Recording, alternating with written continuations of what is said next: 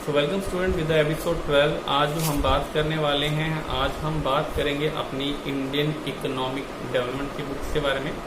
जैसे कि आपको प्रीवियसली वीडियोस में मैंने अपना सिलेबस जो है Indian economic as well as macro economics दोनों ही हमने जो है वो डिस्कस कर चुके हैं।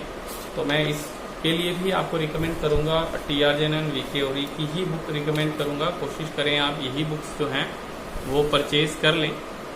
सो इस चैप्टर्स की अगर बात करें, हमारे इसमें टोटल 14 चैप्टर्स रहने वाले हैं, जिसको कि हम डिवाइड करेंगे 3 डिफरेंट यूनिट्स। ये चीज़ हम सारे के सारे अपने सिलेबस में इंक्लूडेड कर चुके हैं। जो आज हम बात कर रहे हैं अपने एपिसोड 12 में, तो एपिसोड 12 बात करेगा Indian economy on the eve of independence.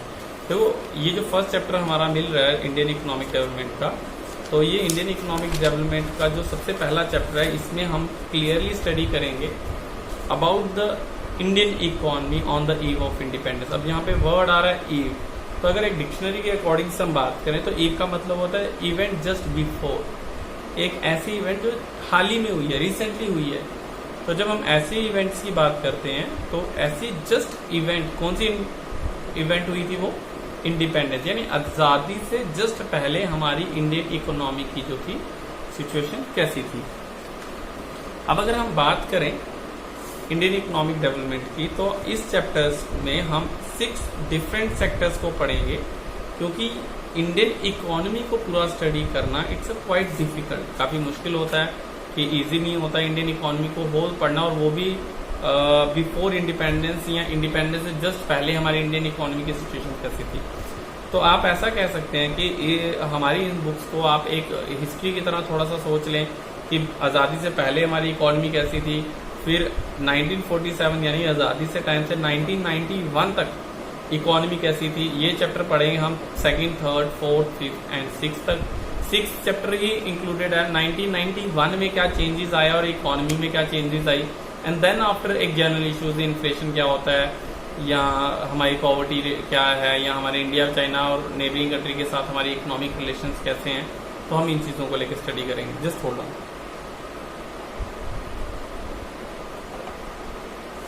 सो जो हमारा फर्स्ट चैप्टर है इंडियन इकोनॉमिक डेवलपमेंट, तो आज हम इसमें वही बात करेंगे कि इंडियन इकोनॉमिक्स जो थी वो किस तरह से थी। अब मैं कुछ टर्म्स के नाम बोलूंगा, आप प्लीज उन टर्म्स को लिख लें। सबसे पहले तो होता है हमारा बैकवर्ड इकोनॉमी। एक वर्ड आएगा बैकवर्ड इकोनॉमी। बैकवर्ड नामी चीज है पिछड़ी हुई इकोनॉमी। तो हमारी इकोनॉमी 1947 से पहले बैकवर्ड थी। फिर एक आती है स्टेगनेंट। स्टेगनेंट होती है रुकी हुई। स्टेगनेंट वर्ड जो होता है स्टेगनेंट इकोनॉमी। एक होगी हमारी बैकवर्ड इकोनॉमी, दूसरी होगी हमारी स्टेगनेंट इकोनॉमी। स्टेगनेंट ये वर्ड्स आएंगे, क्वेश्चंस में आते हैं, कैसे आएंगे वो आपको मैं बाद में बताता हूँ। तो एक आता है स्टेगनेंट इकोनॉमी। स्टेगनेंट इकोनॉमी होती है रुकी हुई, स्टेबल है। तो हम कहते हैं कि हमारी इकोनॉमी एक रुक सी गई थी, तो उसको 1947 से पहले कंसिडर किया जाता है। इसके बाद थर्ड टाइप की इकोनॉमी आती है वाइब्रेंट इकोनॉमी। वाइब्रेंट इकोनॉमी होती है कि हल्का सा मूव, जैसे कि हमारा mobile phone, let this is a mobile phone, ये टेबल पे रखा हो, स्लांट हो थोड़ा सा और टेबल पे रखा हो और इसका वाइब्रेशन मोड या कॉलिंग ऑन हो, तो नेचुरली क्या होगा कि ये जो होगा मूव करेगा, बट इतना फास्टली यहाँ से यहाँ नहीं जाएगा, बड़ा स्लोली मूव करेगा। तो इसको कहते हैं वाइब्रेट मोड। तो वाइब्रेट इकोनॉमी होती है कि जहाँ पे इकोनॉमी मूव तो हो रही है बट स्लोली धीरे धीरे हो रही है। इसके बाद आती है डेवलपिंग इकोनॉमी। डेवलपिंग इकोनॉमी यानी डेवलप हो रही है। और फाइनली आती है हमारे पास डेवलप्ड इकोनॉमी, जो कि डेवलप हो चुकी है, लाइक अमेरिका। तो हम डिफरेंट इकोनॉमी की स्टेजेस पे चलते हैं। और जो 1947 की पहले की बात करें, तो जो हमारी इकोनॉमी थी वो कैसी थी, वो बैकवर्ड इकोनॉमी और स्टेगनेंट इकोनॉमी थी। कैसी थी? Backward and stagnant economy. Backward मतलब पिछड़ी हुई थी और रुकी हुई थी, यानी कि जहाँ पे देश मोबाइल चला रहे थे। वैसे 1947 में कोई भी देश मोबाइल नहीं चला रहा था, but let it be talking about, जैसे वो काफ़ी रिसर्च, यूनिवर्सिटीज़ या एक्सपेरिमेंट्स या कोई एडवांसमेंट या टेक्नोलॉजी के मामले में इतना आगे बढ़ चुके थे as compare to Indian economy. उतनी जितनी GDP रेशियोज उनकी अपनी डिफेंस को लेके, अपने पीपल्स को लेके, या उनकी GDP ग्रोथ जो रेट था या पॉवर्टी रेशियोज थी, जितनी उनकी नॉर्मल थी, हम उससे कई ज़्यादा पिछड़े हुए थे। तो हम इसीलिए उसको बैकवर्ड और स्टेगनेंट इकोनॉमी कहते हैं, क्योंकि हम रुके थे, हम कोई भी चेंजेस में नहीं ला रहे थे। तो ऐसे ही इकोनॉमी की बात करेंगे तो हम कहते हैं कि हमारी economy during that time means on the eve of independence कैसी थी, that was the backward and the stagnant economy. अब बात करेंगे हम अपने चैप्टर्स में, तो हम कहते हैं they are the indicator state of the Indian economy on the eve of independence. Some of the indicators जो हैं, इंडिकेटर्स मतलब कि अब इतनी इकोनॉमी को तो हम जज नहीं कर सकते, बट हम क्या कर सकते हैं कि इंडिकेट करते हैं कुछ चीजों से कि इस टाइम पे कैसी थी, एग्रीकल्चर में कैसी थी, इंडस्ट्रीज में कैसी थी, डेमोक्रेटिकली कैसी थी, या हमारी इंफ्रास्ट्रक्चर कैसा था। तो इन्हीं चीजों को लेके हम लोग क्या करते हैं, अगर आपकी कोई फाइनेंशियल कंडीशन पूछता है कि आप गरीब हैं या अमीर, तो डेफिनेटली कोई गवर्नमेंट आपको सर्टिफिकेट नहीं दे रही है कि आप गरीब हैं। APL BPL is a different thing. तो आपको कोई भी गवर्नमेंट ऐसे सर्टिफिकेट नहीं देती है, कुछ भी आप ऐसा कंसीडर नहीं करते, बट आपकी अपनी जरूरतों के हिसाब से ऐसे भी हैं जिनके पास गाड़ी है, मोबाइल्स हैं, सब कुछ है, फिर भी वो कहते हैं हम तो जी गरीब ही हैं, हम कहाँ अमीर हैं। तो यानी कि वो कैसे अपने कंसीडर करते हैं गरीबी और अमीरी, तो जनरली वो अपनी चीजों को कुछ इंडिकेट करते हैं कि हमारे पास गाड़ी है, छोटी है, हमारे पास बच्चे जो है नॉर्मल स्कूल पढ़ते हैं, गवर्नमेंट स्कूल पढ़ते हैं, हम ये नहीं खरीद पाते, हम वो नहीं खरीद पाते। तो some of the indicators they are using so that they can easily compare कि हम किस स्टैंडर्ड में हैं। वैसे इंडियन इकोनॉमी के इंडिकेटर्स 6 हैं। द वेरी फर्स्ट वन सबसे लिखेंगे हमारा state of agriculture sector, second one is the state of industrial sector, third one is the state of Indian foreign trade, fourth one is about the demographic profile of the country, fifth one is the occupation structure and the last one is about the economic and social infrastructure.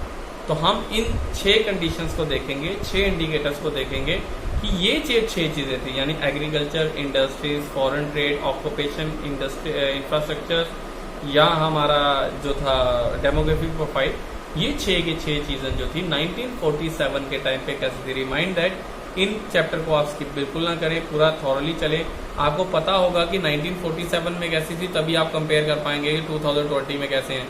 1947 में situation कैसी थी और आज कैसी है, या 10th में आपके कितने परसेंट थे और 12th में कितने, तो उसी से कंपेयर होगा कि आपकी परफॉर्मेंस अच्छी हुई या बुरी हुई। वैसे ही कंट्री की इकोनॉमी सिचुएशंस की बात करेंगे तो हम यही चेक करेंगे कि क्या हमारी सिचुएशंस अच्छी हुई या बुरी। हम चेक करते हैं अपनी 1947 की इन सिचुएशंस को और 2020 को, तो जो लेटर ऑन हम आप पे प्रोसीड करेंगे।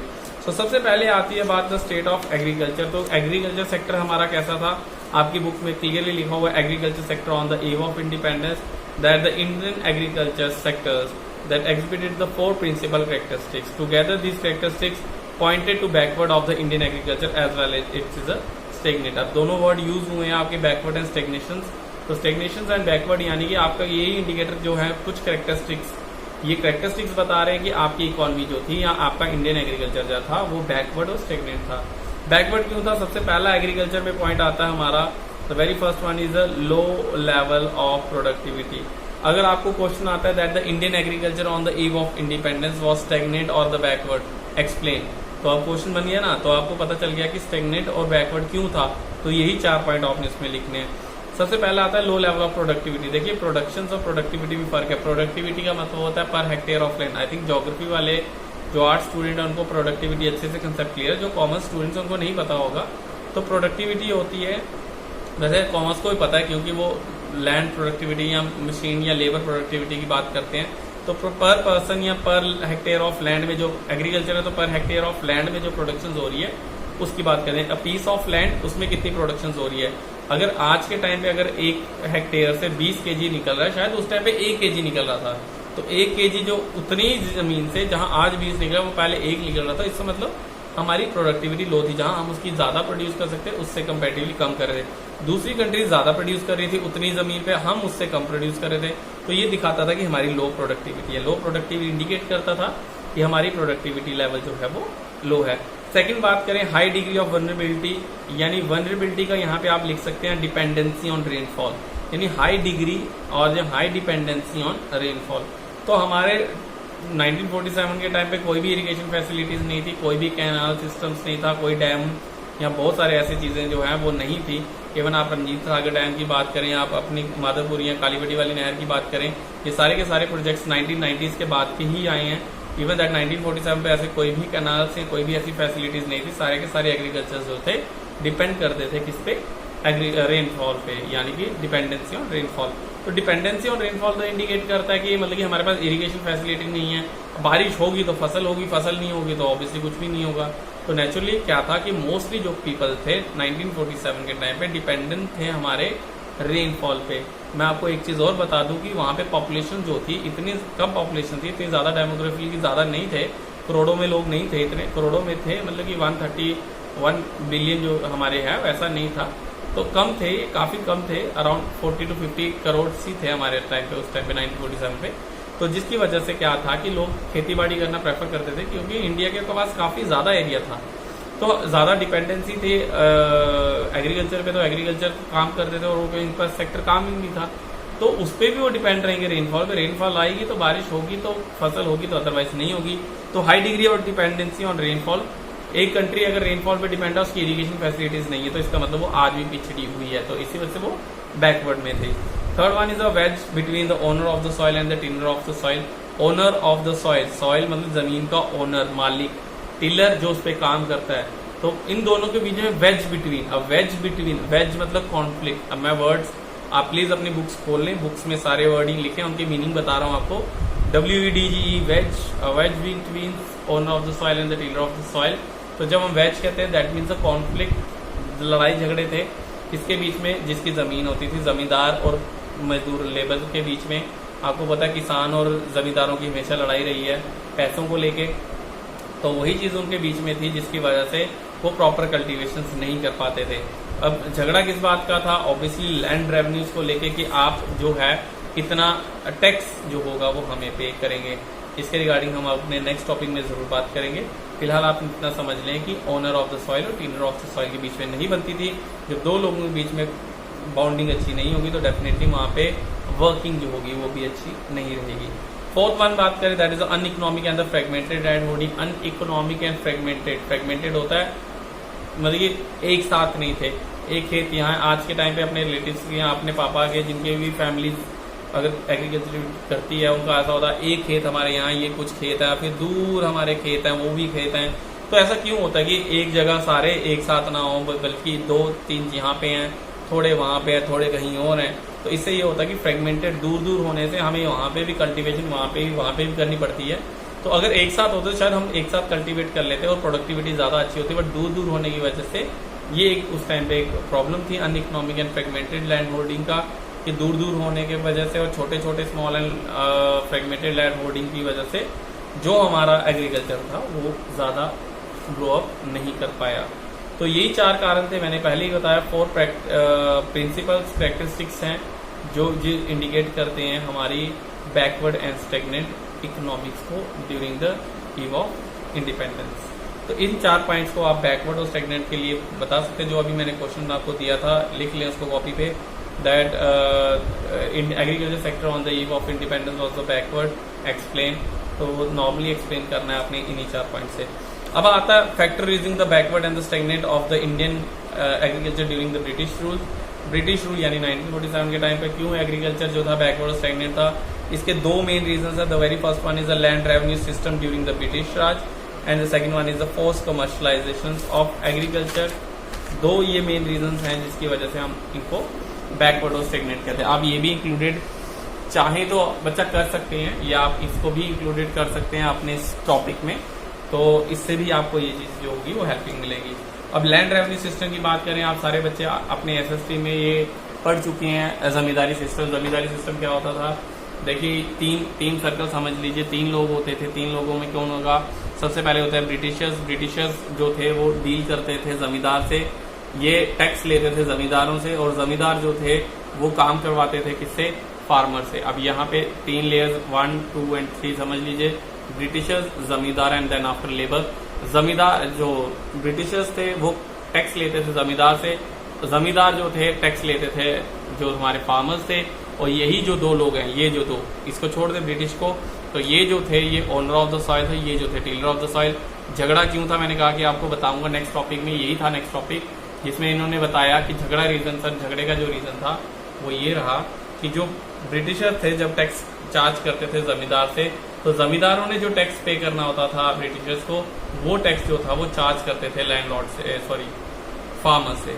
फार्मर का इतनी आउटपुट तो था ही नहीं, इतनी प्रोडक्टिविटी थी नहीं, और ना ही इतना उनके पास पैसा था वो इतना ज़्यादा कर, जितना वो कमाते थे, जितना प्रोड्यूस करते थे, वो सिर्फ अपने खाने के लिए ही प्रोड्यूस कर पाते थे। बाकी सारा का सारा अमाउंट जो था वो चला जाता था जमींदार को, जमींदार आगे पे करते थे ब्रिटिशर्स को। ये जो जमींदारी सिस्टम था, या जिसको हम कहते हैं लैंड रेवेन्यू सिस्टम जो था, ये एक सिस्टमेटिकली अच्छा नहीं था, जिसकी वजह से क्या हुआ, फार्मर्स जो थे अच्छे से काम नहीं करते थे, जिसका इम्पैक्ट जो था वो पड़ता था हमारे इन पे जमींदारों पे, और जमींदार जो थे वो ब्रिटिशर्स को अच्छे से नहीं देते थे। और अगर इनकेस फार्मर काम नहीं करते थे तो जमींदार ब्रिटिशर्स को कंप्लेन करते थे, तो ब्रिटिशर जो थे फार्मर्स को मारते थे। अपने ट्रूप्स जो होते थे, जो आर्मी पर्सन होते थे, जो भी के फोर्सेज होती थी, वो उनको भेज के वहां से जबरदस्ती से काम करवाते थे। And second one is about the force commercialisation of agriculture.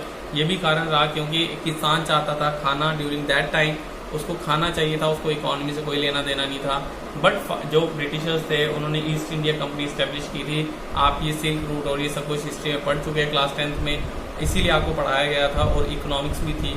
तो ये सिल्क रूट वगैरह जो भी था, या जो ब्रिटिश ने ईस्ट इंडिया कंपनी सेटअप की, एज ऑफ इंडस्ट्रियलाइजेशन आपने पढ़ा है, प्लीज उसको रिकैप्चुलेट कर ले अगर करना चाहें तो। अगर देखें तो एग्रीकल्चर क्रॉप जो थी वो करवाने के बजाय कमर्शियल क्रॉप करवाई जाती थी, जैसे जूट, कॉटन, तंबाकू हो गया, टीज हो गई, या हमारी कॉफीज, या हमारी जो थे कोकेन्स टाइप, इस चीज़ों की कल्टीवेशन करवाई जाती थी ज़बरदस्ती, ताकि वो उनको यहाँ से इंडिगो वगैरह जो थे वो एक्सपोर्ट करते अपने देशों में चीप रेट पे, सस्ते रेट्स पे, और टैक्स बिल्कुल मिनिमम होता था, और वो बाहर देशों में चला जाता था और वहाँ से कुछ भी नहीं आता था। तो फार्मर्स को जो वीट, राइस, मेज, ये चीज़ें चाहिए थी, पल्सेस चाहिए थी, वो चीज़ें बजाय फोर्सली ज़बरदस्ती गोमस्थास, आपने पता है गोमस्थास होते थे, तो वो लोग इनसे ज़बरदस्ती ये काम करवा के क्या करते थे, ये लोगों से काम करवा के और अपनी फोर्स कमर्शलाइजेशन एग्रीकल्चर करवाते थे।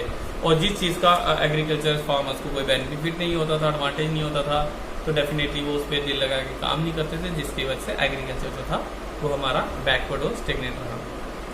इसी के साथ अगर हम बात करें सेकंड इंडिकेटर्स की, जो इंडिकेट करता है कि Indian economy during that time 1947 में क्यों बैकवर्ड रह गया, तो हम उसके रिगार्डिंग कहते हैं Indian sector on the in of independence. Industrial sector किस तरह से था ड्यूरिंग द इंडिपेंडेंस, ऐसे टाइम पे कैसा था। तो सबसे पहले आता है यहाँ पे डिके ऑफ हैंडीक्राफ्ट इंडस्ट्रीज। तो सबसे पहले आपको ये पता होना चाहिए कि ड्यूरिंग दैट टाइम 1947 में हमारे इंडस्ट्रीज के नाम पे सिर्फ और सिर्फ हैंडीक्राफ्ट इंडस्ट्रीज से, ज़्यादा इंडस्ट्रीज नहीं थी। जो हमारी स्टीम इंजन्स जो आई थी, और वो भी इंग्लैंड में सेटअप हुई, ब्रिटिशर्स ने सेटअप की, उसका इंडिया में कोई भी सेटअप नहीं किया गया।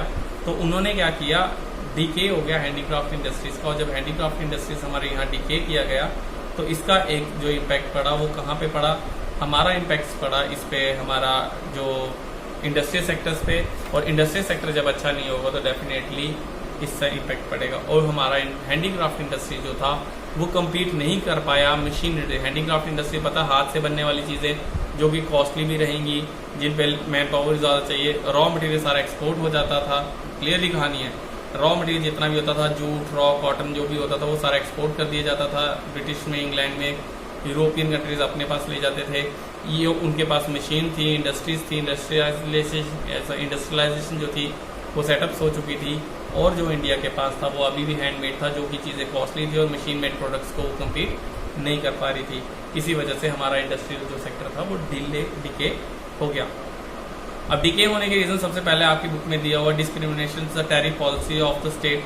Discrimination of the tariff policy of the state की अगर बात करें, डिस्क्रिमिनेशन थी। डिस्क्रिमिनेशन क्या होती हैं कि भेदभाव किया जाता था। भेदभाव क्या था कि यहाँ से जो एक्सपोर्ट किया जाएगा, ये समझ ले फॉरेन ट्रेड में इसका हेल्पफुल रहेगा आपको।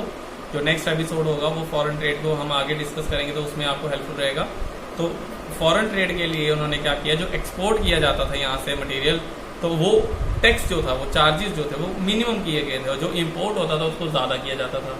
यानी अगर कोई फार्मर्स को या इंडस्ट्रियलिस्ट को हमारे कोई भी सामान चाहिए था तो वो हमें हाई रेट पे चार्ज करके या इम्पोर्ट ड्यूटीज लगा के महंगा मिलता था, जिससे उनकी चीज़ें महंगी बनती थी, उसकी डिमांड कम हो जाती थी। जबकि यहाँ से सारा रॉ मटेरियल एक्सपोर्ट कर दिया जाता था, जिसकी वजह से क्या होता था, यहाँ पे हैंडीक्राफ्ट इंडस्ट्रीज के पास कुछ भी नहीं था। तो एक्सपोर्ट के लिए उन्होंने क्या किया, जो चीज़ें रॉ मटेरियल जाएंगी उस पर टैक्स कम लगाया जाएगा, जो फिनिश गुड्स जाएंगी उस पर टैक्स ज़्यादा लगाया जाएगा। यानी अगर पेन का रॉ मटेरियल भेज जाता है तो वो सस्ते में जाएगा, वो तो यूरोप में जा रहा है, वहां पे असेंबल होगा और पेन जब यहाँ आएगा तो पेन महंगा मिलेगा। बट अगर हम पेन बना के बाहर भेजेंगे तो पेन बना हुआ है तो इस पे वो टैक्स ज्यादा लगाते थे, जिसकी वजह से इसके टैक्स ज्यादा होने पे, एक्सपोर्ट ड्यूटी ज्यादा होने से वहां पे हमारे दूसरे कंट्रीज में पेन की कीमत ज्यादा हो जाती थी, जिससे कोई खरीदता नहीं था और इसकी डिमांड कम होने की वजह से इंडस्ट्रीज जो थी वो डिके होने के कगार पे थी। डिके मतलब हो गया पतन होने के कगार पे थी। सो सबसे पहले था डिस्क्रिमिनेशन, भेदभाव वाली टैरिफ पॉलिसी कि आप रॉ मटेरियल अपने देश में लेके जाएंगे तो वो सस्ते रेट पे लेंगे, टैक्स कम रखेंगे, और हमारी बनी हुई चीजों को आप बेचने के लिए लेंगे जाएंगे भेजेंगे तो उस पर टैक्स ज्यादा।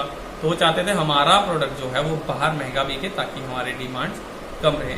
दूसरी चीज थी disappearance of the princely court. Princely courts यानी कि राजे महाराजों के जो दरबार लगते थे जहाँ पे वो सुनवाई की जाती थी, महाराज की जय हो वाली सिचुएशंस, जहाँ पे वो कहते थे कि जो भी प्रॉब्लम होती थी, क्या आज की प्रॉब्लम थी, तो वो सुनी जाती थी, सुनने के बाद उन पे वर्किंग किया जाता था और उसका सोल्यूशन निकाला जाता।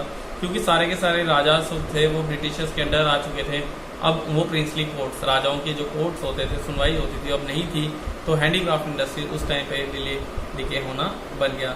थर्ड वन बात करें, that is about the competition from the machine made products.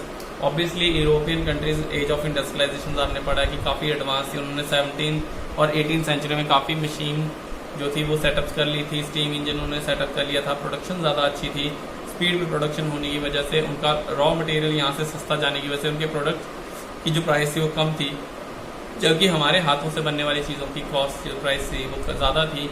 तो दोनों की जब किसी चीज की रेट ज्यादा थे और किसी के कम थे तो रेट ज्यादा वाली चीजें नहीं बिक रही थी, कम वाली ऑटोमेटिकली बिके जा रही थी, जिसकी वजह से ये एक इम्पैक्ट रहा कि जो कंपटीशन था मशीन मेड प्रोडक्ट की वजह से वो हैंडीक्राफ्ट इंडस्ट्रीज जो थी वो उसको नहीं झेल पाई। And the fourth one is a new pattern of demand. एक नया पैटर्न आना डिमांड का, डिमांड की एक नया पैटर्न सेटअप हो गया था कि लोगों को मशीन से बनी हुई चीजें ज्यादा पसंद आ रही थी हाथ से बनी हुई चीजों के। तो उन्होंने क्या किया, मशीन मेड प्रोडक्ट्स की तरफ अपना अट्रैक्शन किया और हैंडमेड चीज़ों से यानी हैंडीक्राफ्ट इंडस्ट्रीज को अबॉलिश कर दिया, हटा दिया, जिसकी वजह से सारे के सारे जो हैंडीक्राफ्ट इंडस्ट्रीज थी वो डिके हो गई। And the last one is the introduction of the railway in India. आप जानते हैं सिल्क रूट सिर्फ पोर्ट तक थे, कोलकाता में पोर्ट थे, हुगली पोर्ट था, मुंबई में था, हुगली हाई आपने नाम सुना है। तो ऐसे जो थे पोर्ट्स, वहीं तक शिप्स जो थी वो जो भी यूरोपियन कंट्रीज अपने फिनिश प्रोडक्ट्स भेजती थी वो नियर बाय ही पहुंचते थे। बट जब इन्होंने रेल नेटवर्क स्टार्टअप्स किया, इंट्रोडक्शंस की रेलवे की, जहाँ पे जो शिप नहीं जाती थी, जहाँ पे रॉ मटेरियल या अपना फिनिश प्रोडक्ट नहीं पहुँच पा रहा था, वहाँ तक पहुँचने से अब ये हो गया था कि घर घर तक या एरिया टू एरिया अब यूरोपियन सामान बिकने लग गया था। लोग उस चीज़ के लिए अट्रैक्टिव हो गए थे और लोगों का डिमांड जो था, पैटर्न चेंज हो चुका था, जिसकी वजह से हैंडीक्राफ्ट इंडस्ट्री जो थी वो डिके हो गई। और डिके होने की वजह से ये इंडिकेट है जिस कंट्री की इंडस्ट्रीज ही 1947 में खत्म हो गई तो आप सोच सकते हैं कि वहाँ की इंडियन इकोनॉमी कैसी रही होगी। तो ये भी रीजन था हमारी इकोनॉमी का बैकवर्ड और स्टेगनेंट होने का। अब बाकी बात करेंगे हम अपने नेक्स्ट एपिसोड में, एपिसोड 13 में। आई होप आपको ये टॉपिक समझ आया होगा। आप प्लीज़ अपने नेम, अपने स्ट्रीम नीचे मेंशन करते रहें। अगर कोई भी डाउट होगा पॉडबीम क्लास में आपको वो डाउट क्लियर किया जाएगा। आप मुझे व्हाट्सएप भी कर सकते हैं 9018186143। इन दोनों को अपनी कॉपीज पे उतार लें, TRJN बुक्स प्रेफर करें, अटेंडेंस मार्क करें और नीचे कमेंट बॉक्स में अपनी अटेंडेंस प्लीज मार्क करते चलें। सी यू देन। अपनी नेक्स्ट वीडियो में आपको अगले जो हमारे 4 और इंडिकेटर्स हैं हम उसके बारे में बात करेंगे। See you guys, thank you and have a nice day.